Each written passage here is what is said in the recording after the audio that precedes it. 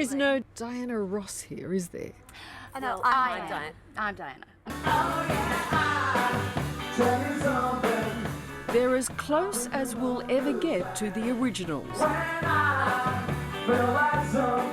But for a tenth of the cost of the real deal, you can have a hard day's night out with the Beatniks. After 30 years and several lineup changes, Australia's longest-running tribute band is still pulling crowds. So what are they coming to see, do you reckon? What are they wanting? To recreate it. They want to. The people who never saw the Beatles want to feel like they've seen the Beatles. People who grew up with them want to relive their youth. They were just such an amazing band. John, David, Denny and Paul weren't even born when the Beatles were playing. Some of them weren't even born when the Beatniks first started.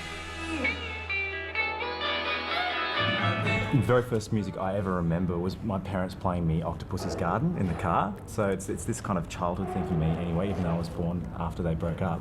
Is that the same for you? Yeah, I grew up, pretending to be a Beatle. I was a big Beatle fan. That's the reason I'm in it. Yeah. Other people grow up, but gosh darn it, we're staying.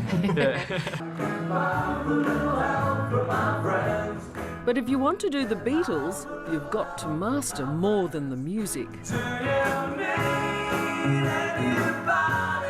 We try and do the accents the best we can, but there's a funny thing, there's a real difference between each member's accent. Like George is very much like, it's also like that, he's very much like this. Whereas Paul, he's like, we could do another song, She Loves You. And John's, didn't say we're better than Jesus Christ or and Ringo was just, that was the first time I smoked marijuana.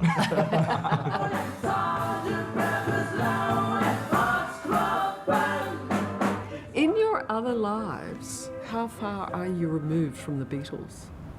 Extremely. I live in a 2-bedroom apartment. And I'm sober most mornings.